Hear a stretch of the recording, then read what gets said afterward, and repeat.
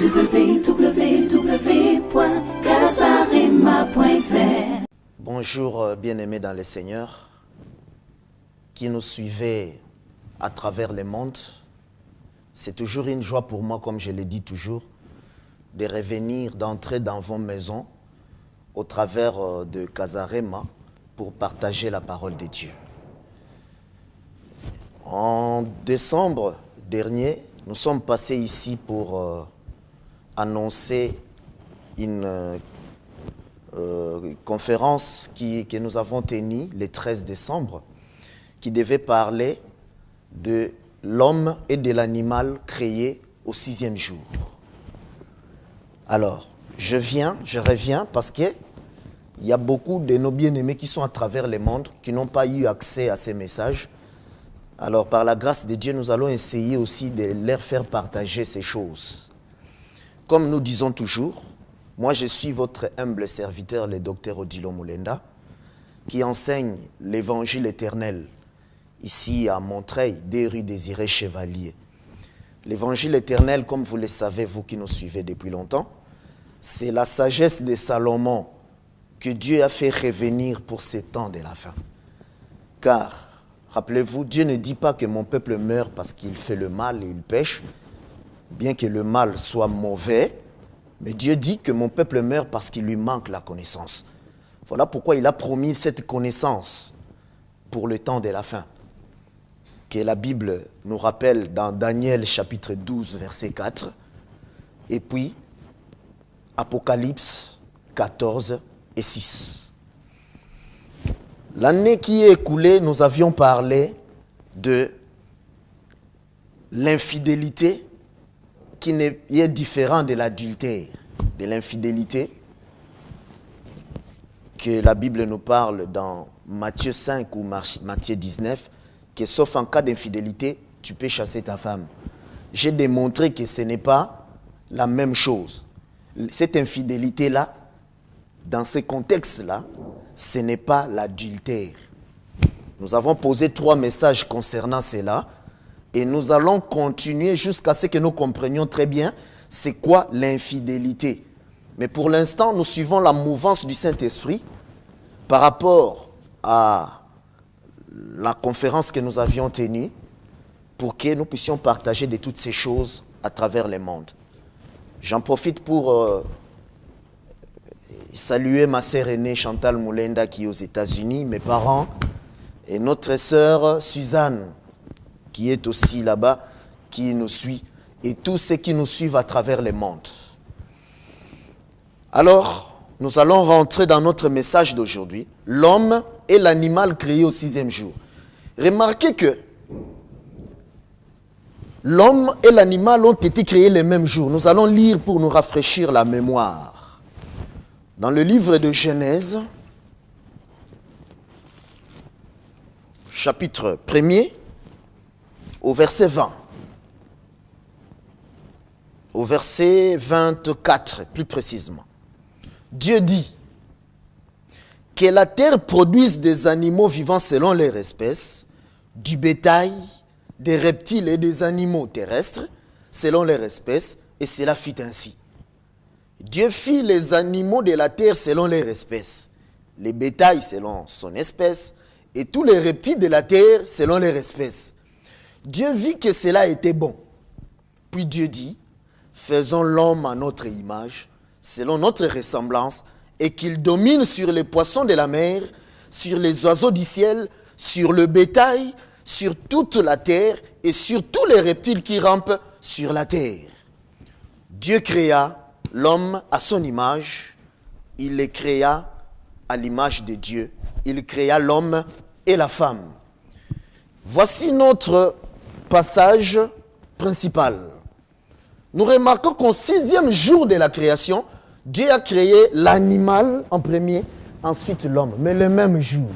C'est ça ce mystère que nous allons comprendre. Parce que rappelez-vous, dans Matthieu 13, c'est ça ce que nous allons aller voir. Matthieu 13, la Bible, qu'est-ce que la Bible nous dit? Jésus-Christ, un jour, il était en train de parler à la foule, de prêcher la foule. Matthieu 13, au premier verset, dit ceci. Ce même jour, Jésus sortit de la maison et s'assit au bord de la mer. Une grande foule s'étant assemblée auprès de lui, il monta dans une barque, il s'assit. Toute la foule se tenait sur les rivages. Il leur parla en parabole sur beaucoup de choses et il dit. Un jour, Jésus était devant cette foule, comme nous venons de le lire. Il a commencé à parler en parabole. Mais remarquez la suite. Au 10, la Bible dit ceci. Les disciples s'approchèrent et lui dirent, « Pourquoi leur parles-tu en parabole ?» Jésus leur répondit, « Parce qu'il vous a été donné de connaître les mystères du royaume des cieux et que cela ne leur a pas été donné. » Les apôtres étaient étonnés que Jésus qui était envoyé par le Père pour parler et apporter la vie éternelle. Voilà l'occasion qui lui est donnée. Le monde est là, il y a un grand peuple, il doit leur transmettre la vie éternelle. Mais ils ont remarqué que non, Jésus était en train de leur parler en parabole. Les apôtres ont compris que quand il parle en parabole, le peuple ne comprend pas.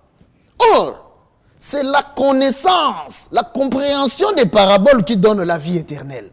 Donc les apôtres ont compris que le peuple, là, ils écoutent les paraboles, mais ils n'auront pas la vie éternelle. Ils se sont approchés vers Jésus, en quelque sorte pour lui faire la reproche. Que pourquoi tu ne donnes pas la vie éternelle à tous ces gens qui sont venus? Et pourtant tu es descendu du ciel pour cela. Écoutez la réponse de Jésus.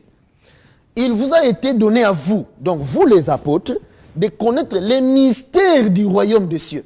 Mais à toute la foule, il ne leur a pas été donné de connaître ces mystères. Mais c'est étonnant. Alors que nous savons que Jésus est venu pour que vraiment que nous soyons sauvés.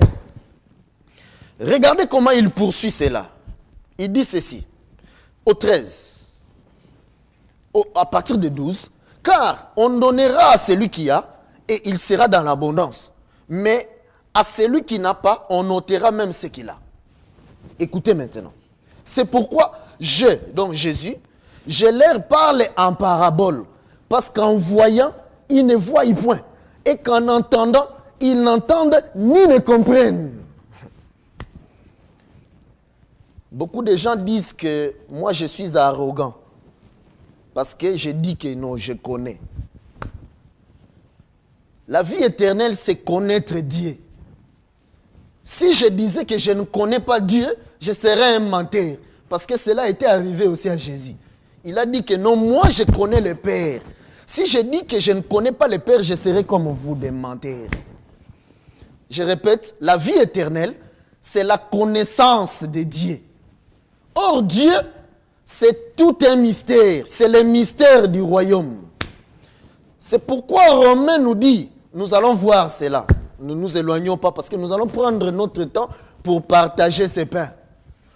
Jésus dit, c'est Jésus qui dit, que je leur parle en parabole pour qu'en entendant, ils ne comprennent. En voyant, ils ne voient point. C'est-à-dire, Jésus est venu pour parler en parabole afin d'aveugler tout le monde.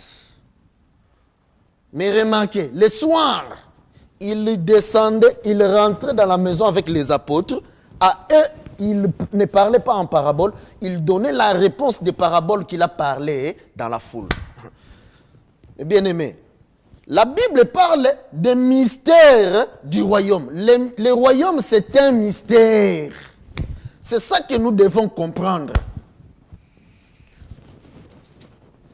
Romains, nous allons comprendre cela avant de rentrer dans notre message. Romains au premier chapitre, la Bible nous dit quelque chose de très important.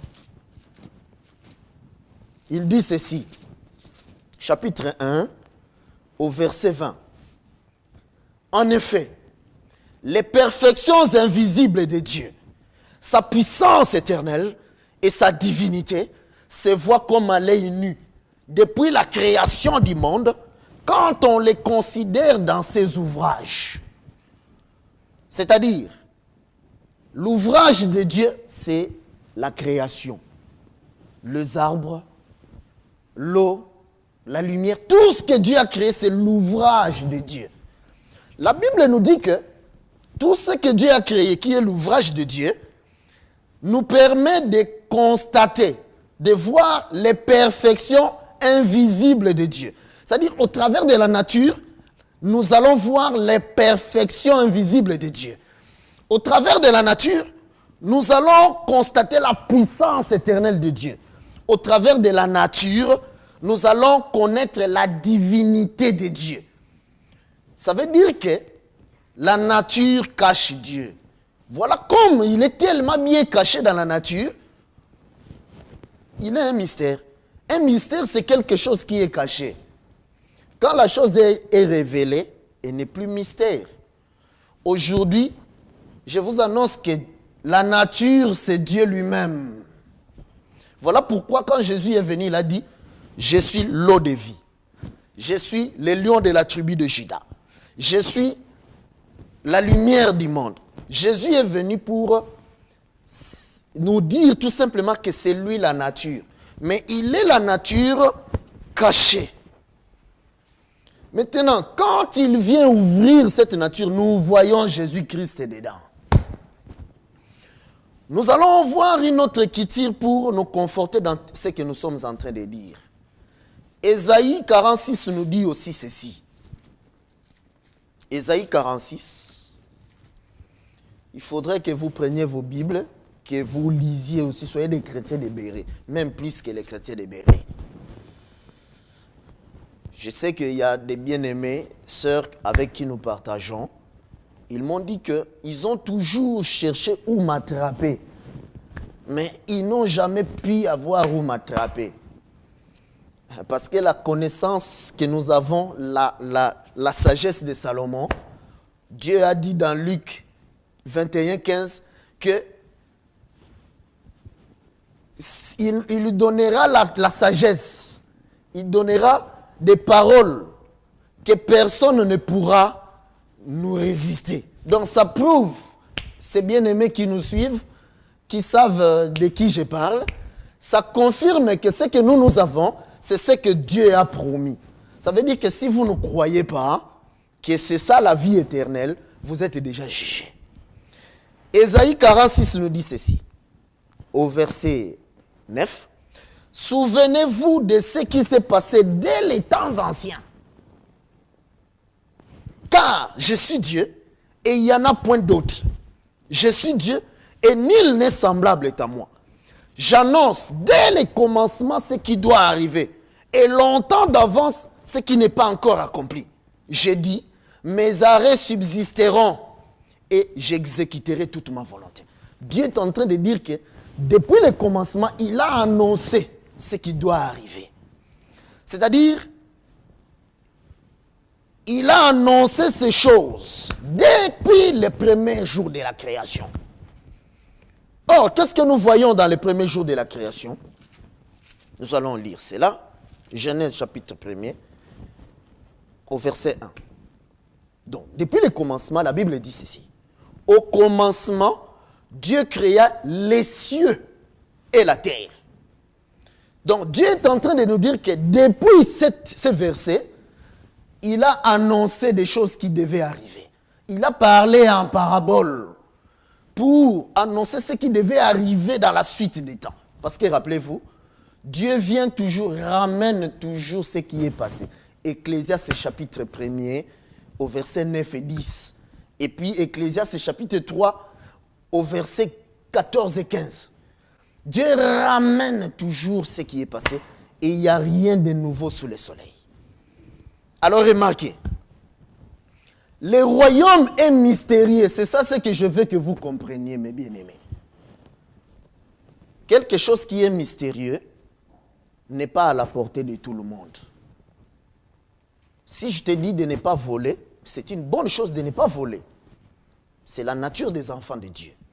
De ne pas voler. Mais ça, tout le monde le sait. Si tu voles, les policiers vont t'attraper et te mettre en prison. Donc ça, ce n'est pas caché. Parce que remarquez ce que Paul parle concernant son évangile, ce qu'il enseigne. 1 Corinthiens au chapitre 2, il dit ceci. À partir du verset 9. Nous commençons à partir du verset 7. Nous prêchons la sagesse de Dieu, c'est-à-dire lui et les apôtres. Nous prêchons la sagesse de Dieu, mystérieuse et cachée, que Dieu, avant les siècles, avait prédestinée pour notre gloire. Paul rappelle que il prêche la sagesse de Dieu, qui est mystérieuse et cachée.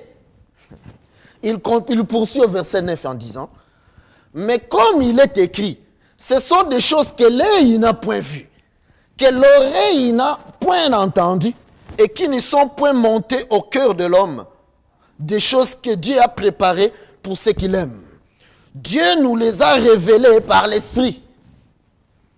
Paul est en train de dire que sa prédication, c'est des mystères cachés.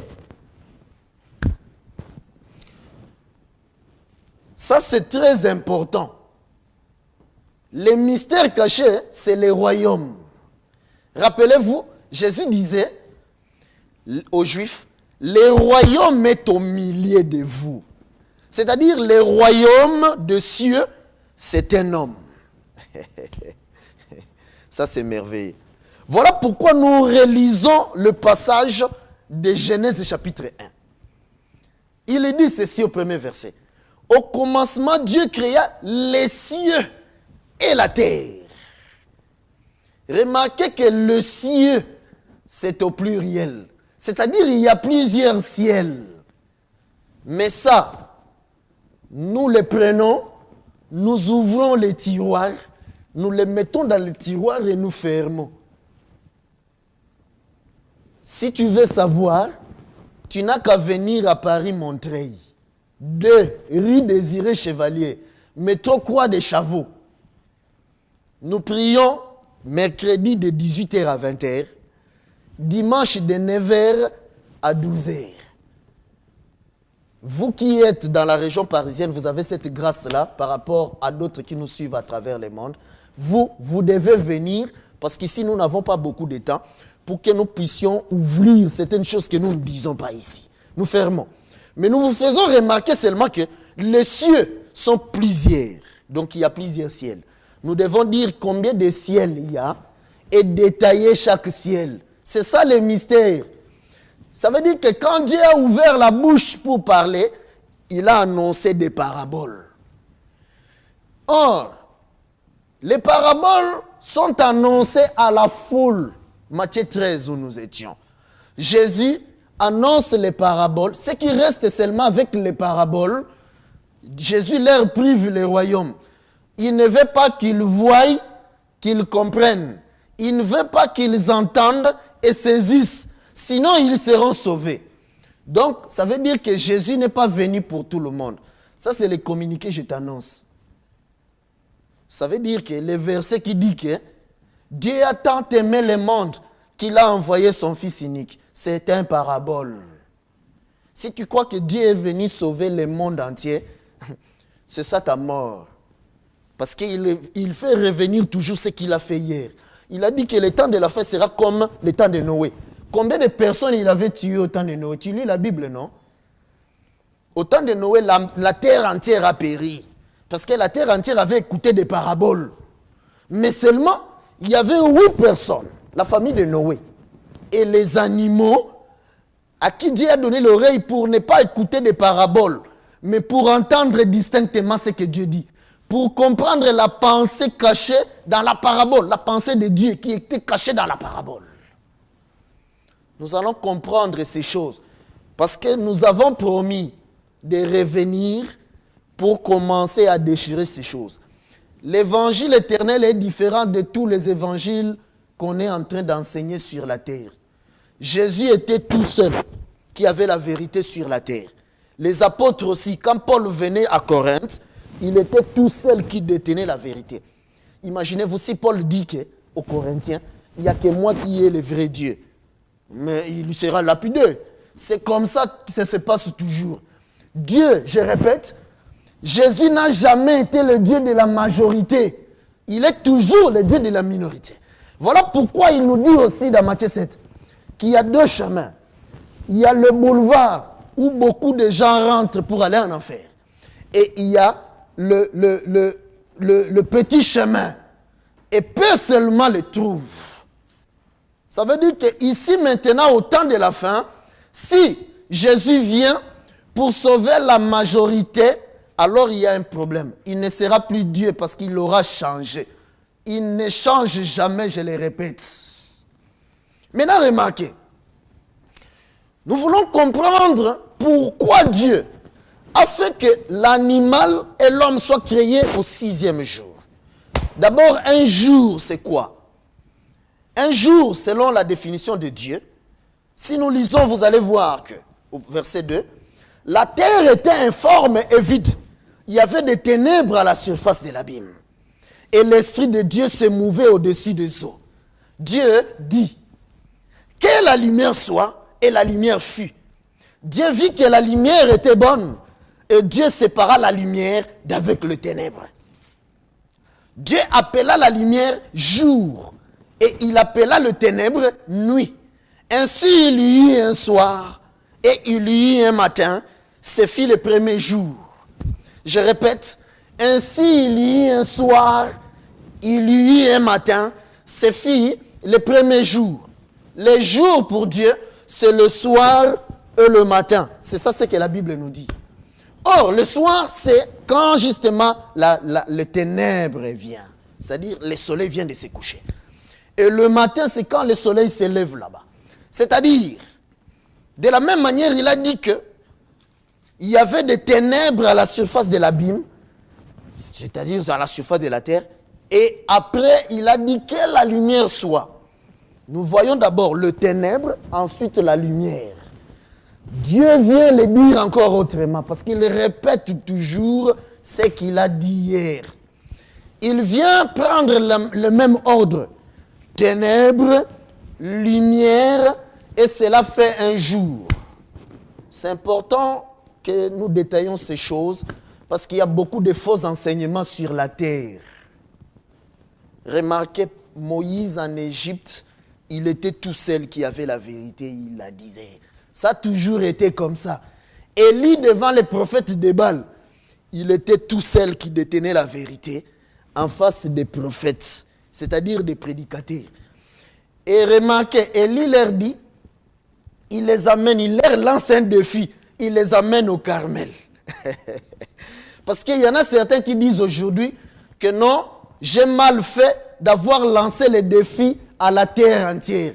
Parce que rappelez-vous, pour vous qui nous suivez aujourd'hui, j'ai lancé un défi à la terre entière pour dire que celui qui a le contraire de ce que moi je suis en train de dire, qu'il vienne, qu'il puisse aussi payer l'argent ici pour venir nous montrer le contraire et éclairer le peuple de Dieu.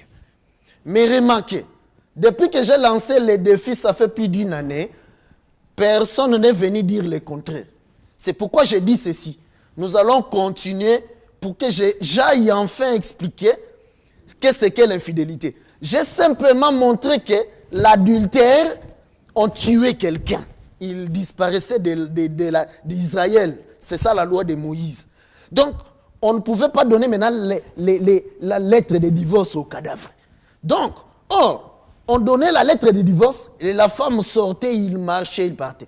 Je me suis concentré sur là, j'ai donné 3 enseignements pour que vous compreniez qu'il s'agit de 2 choses différentes. C'est d'abord ça que j'ai voulu que vous compreniez, avant que nous continuions de marcher, pour vous amener à comprendre c'est quoi l'infidélité. Mais ce n'est pas notre sujet, nous y reviendrons. Ici, nous voulons vous présenter les royaumes. Les royaumes, c'est les paraboles déchirées, tout simplement. Voilà pourquoi Jésus parle des royaumes qui est mystérieux. Il parle du mystère du royaume. C'est-à-dire, chaque écriture, c'est le royaume. Il faut que Dieu vienne ouvrir pour que tu puisses entrer. Tu acquiers la connaissance et que tu sois sauvé. Maintenant, remarquez. Nous voyons que nous allons dessiner pour la meilleure compréhension, faire les croquis. Dieu parle de la terre et des cieux, royaume des cieux. Il a créé les cieux, il a créé la terre. C'est ça ce que la Bible nous montre. Maintenant, nous voyons que un jour, selon Dieu, c'est soir, c'est-à-dire ténèbres, et lumière, ou matin. Soir et matin, c'est ça un jour pour Dieu. Comprenez cela. Ça veut dire que vous qui partez commencer les jeûnes, vous venez commencer à 0 heure. Vous avez des problèmes parce que dans la montre de Dieu, il n'y a pas d'heure. Pour Dieu, ténèbres, lumière, ça fait un jour. Nous avons lu avec vous. Remarquez. Nous allons lire une écriture pour comprendre cette lumière. Dans le livre de Jean au chapitre 1er. C'est dommage que nous n'avons pas vraiment beaucoup de temps. Nous allons nous passer d'autres écritures pour que nous puissions avancer. Jean chapitre 1 nous dit ceci. Au verset 7. Il vint pour servir de témoignage, de servir de témoin pour rendre témoignage à la lumière, afin que tous croient par lui. Il n'était pas la lumière, mais il parut pour rendre témoignage à la lumière. Là, on parlait des gens.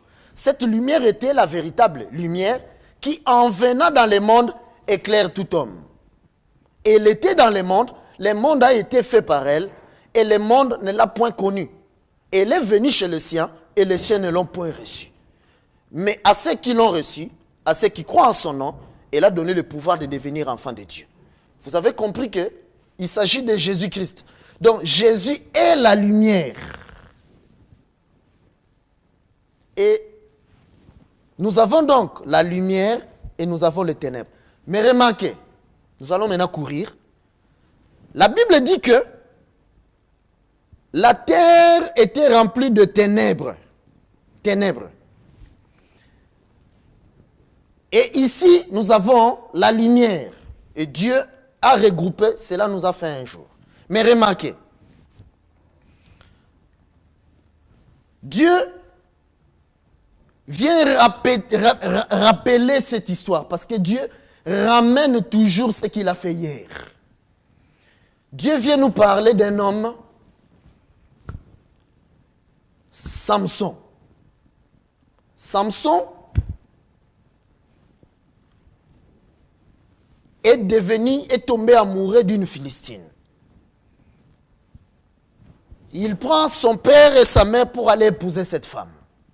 Là, je suis dans le livre des Juges. Vous allez lire à partir de 14. Sur le chemin, il tue un lion. Et quelque temps après, il trouve le miel dans les lions. Alors, il a pensé de donner l'énigme aux Philistins. Dans son énigme, il vient, il dit, je vous donne l'énigme, mais l'énigme est impartie en 7 jours. Nous voyons que pendant 6 jours, les Philistins n'avaient pas la réponse de l'énigme. Mais au 7e jour, Samson vient donner la réponse de l'énigme à sa femme. Retenez cela, nous n'avons pas beaucoup de temps pour lire toutes ces choses. Allez vérifier cela. C'est-à-dire, Samson donne l'énigme pendant 6 jours. Et le 7e jour, il donne la réponse de l'énigme à sa femme. À sa femme. Remarquez que c'est tout simplement 7 jours. Samson aurait pu donner l'énigme pendant 10 jours, pendant 3 jours, pendant 2 jours. Mais non. La Bible dit que Dieu fait tout avec un but. Dans Proverbe. C'est-à-dire que le fait que ça soit 7 jours, Dieu a une pensée cachée derrière. En réalité, Dieu est en train de nous ramener toujours dans ici. Parce que rappelez-vous, le ciel et la terre, Dieu parle de 7 jours de la création en réalité. 7 jours de la création. Donc, Dieu a créé en 6 jours. Le 7e jour, il s'est reposé, comme nous savons. Donc, c'est ça ce que Dieu nous ramène. Il a créé en 6 jours. Le 7e, il s'est reposé. Maintenant, remarquez. Donc, ici, nous avons 6 jours de la création. Premier jour, deuxième, troisième, quatrième, cinquième, 6 jours. Le 7e jour, qu'est-ce que Dieu nous parle concernant la création? Nous allons voir cela. La Bible dit dans Genèse, chapitre 2, au premier verset, la Bible dit ceci. Ainsi furent achevés le ciel et la terre, le ciel au pluriel toujours, et toute leur armée. Dieu acheva au 7e jour son œuvre qu'il avait faite, et il se reposa au 7e jour de toute son œuvre qu'il a faite. Dieu bénit le 7e jour et il le sanctifia, parce qu'en ce jour, il se reposa de toute son œuvre qu'il a créée en la faisant. La chose la plus importante ici est que la Bible dit que le 7e jour, il a été béni. Or, la bénédiction, c'est la parole. Rappelez-vous, Jacob qui avait reçu la bénédiction de son père, à son tour, avant de mourir, il rassemble ses enfants. Il rassemble. Ensuite, il commence à bénir ses enfants, à leur parler. La bénédiction, c'est la parole. Parce que sur la terre, comme vous savez, dans vos églises, quand on parle de la bénédiction, on ne vous parle que de la bénédiction matérielle. On ne vous parle que de l'élévation. On ne vous parle que, au fait, on ne vous enseigne que le monde. Que vous puissiez gagner de l'argent et vivre mieux sur la terre. C'est bien. Mais quand vous allez mourir, vous irez en enfer. Votre corps va pourrir. La bénédiction, la vraie bénédiction, c'est la parole. Ça donne, ça vous bénit jusque dans la vie éternelle. Alors, nous voyons que c'est au 7e jour qu'il y a la bénédiction. Or, remarquez, Dieu est revenu encore, il donne 6 jours à Israël. Il leur dit, vous allez travailler pendant 6 jours. Mais le 7e jour, personne ne travaille. Vous allez venir dans le temple. Mais qu'est-ce qu'Israël faisait dans le temple? Il donnait l'oreille et là-bas, les sacrificateurs parlaient. C'est-à-dire les sabbats, les jours de sabbat, c'est les jours où le sacrificateur parle de la part de Dieu. C'est-à-dire Dieu parle. En réalité, quand la Bible dit que Dieu s'est reposé au 7e jour, en réalité, ça veut dire que Dieu a parlé au 7e jour. Mais remarquez, je crois que vous vous posez maintenant la question. Du 1er jour au 6e jour, Dieu a parlé. Que la lumière soit, la lumière fut. Mais la lumière, quand Jésus est venu, il a dit, je suis la lumière. Oh. Mais quand la lumière est apparue au 1er jour, on n'a même pas vu que c'est Jésus. C'est-à-dire la lumière elle-même, en apparaissant, était toujours une parabole. Toujours fermée.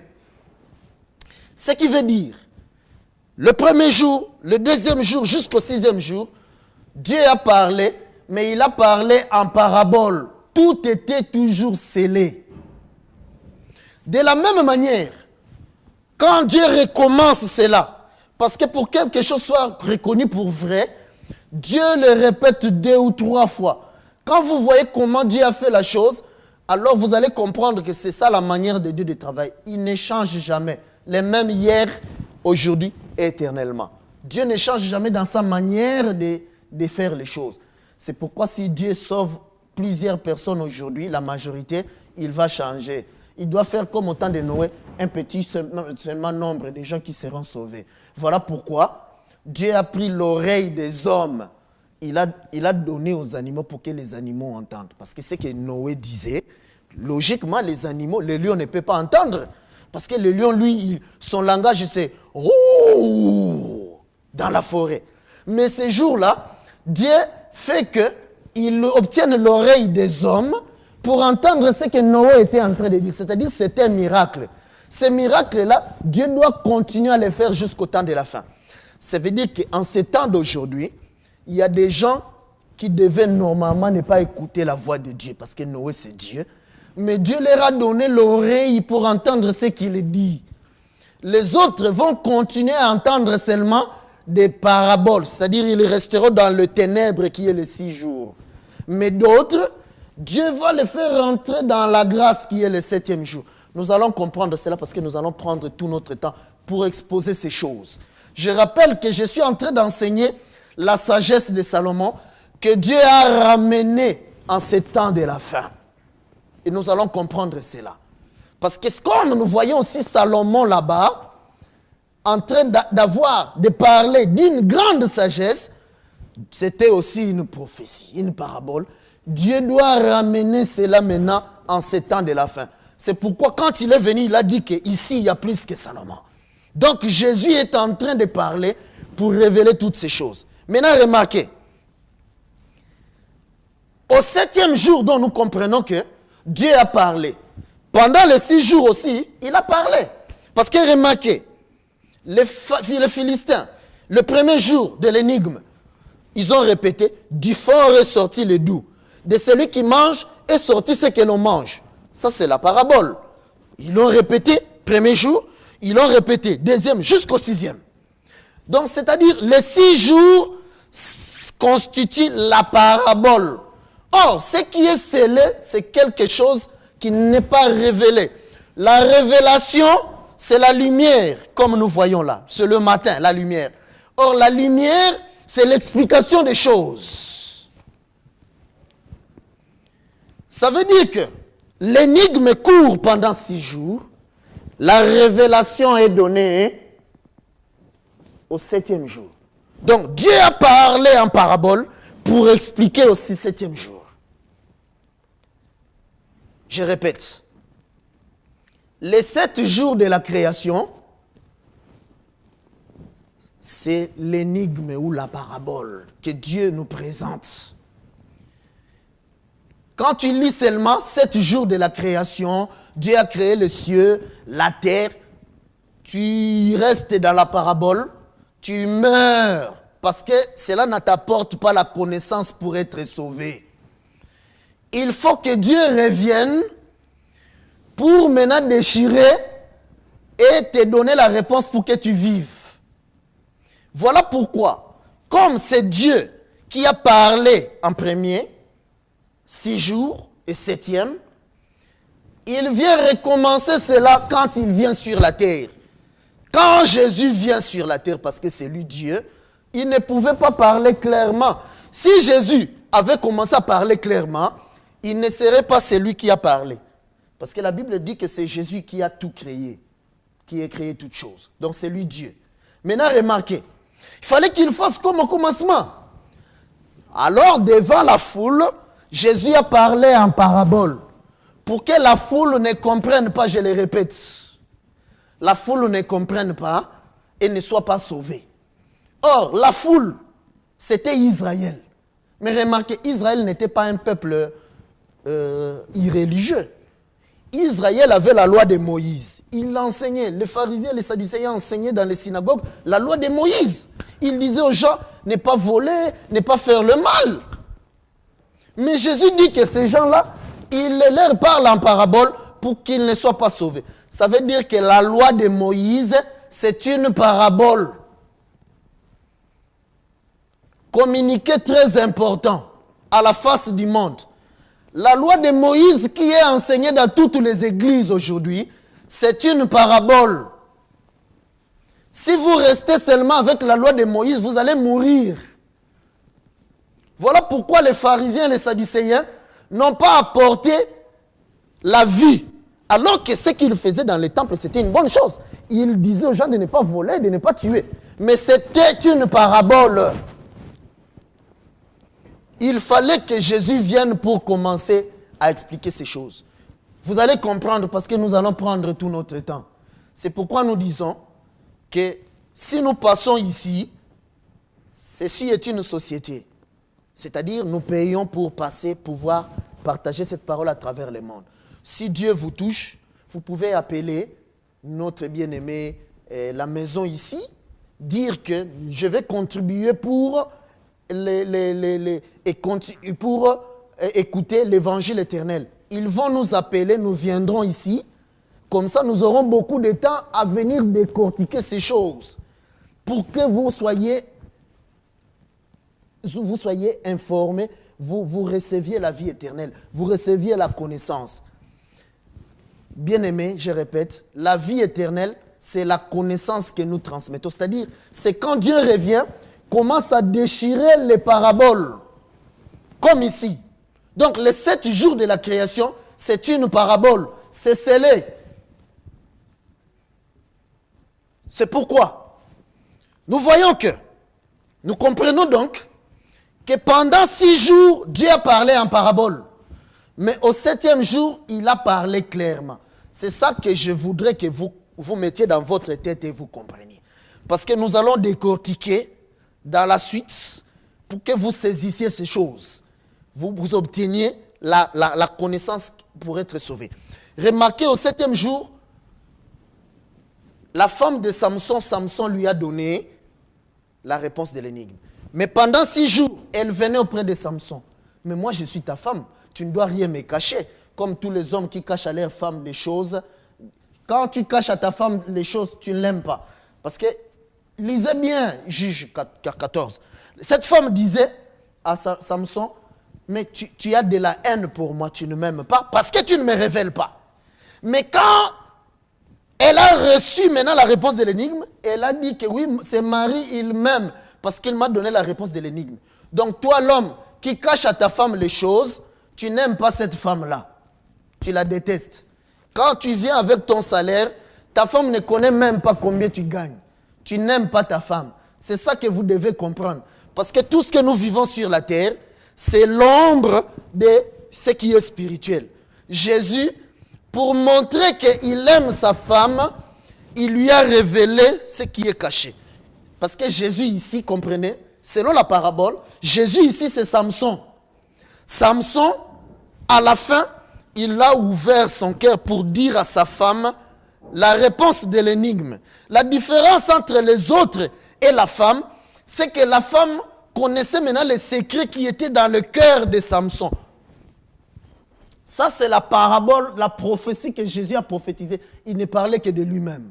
Ça veut dire quoi? Ça veut dire que, pour que tu saches aujourd'hui que tu es la femme de Jésus, ou tu fais partie de la femme de Jésus, ce n'est qu'au travers de la connaissance, des choses que Jésus a cachées dans son cœur. Quand Jésus va revenir te parler des cieux, de la terre, il va déchirer, décortiquer, alors tu sauras que oui, moi je fais partie de la femme de Jésus. Vous allez comprendre ces choses. Voilà pourquoi je répète. Dieu ne dit pas que mon peuple meurt parce qu'il pêche. Mais Dieu dit, mon peuple meurt parce qu'il lui manque la connaissance. Heureusement, il a promis la connaissance au temps de la fin. C'est celle-ci que nous vous apportons. L'évangile éternel que Dieu a répété dans Daniel 12 ou 4. Qu'au temps de la fin, c'est-à-dire au 7e jour, il faudra qu'il donne la réponse de l'énigme. Parce que depuis le commencement, il a parlé en parabole. Nous y sommes. Ce qui montre que nous sommes l'épouse de Samson. Ce qui prouve que nous, dans l'évangile éternel, nous sommes l'épouse de Jésus. C'est la sagesse qu'il nous a donnée. Nous allons décortiquer cette connaissance et vous allez comprendre. Oh, remarquez, quand Jésus décortiquait les choses, il parlait, il y avait aussi des prédicateurs, des pharisiens qui prêchaient dans des synagogues. Ils n'avaient que la loi de Moïse. Ils ne disaient pas aux gens d'aller pécher. Mais la loi de Moïse, je répète, c'est la parabole, ça vous tue. Donc, toutes les églises qui enseignent que la loi de Moïse vous tue. Que Dieu vous bénisse. www.casarima.fr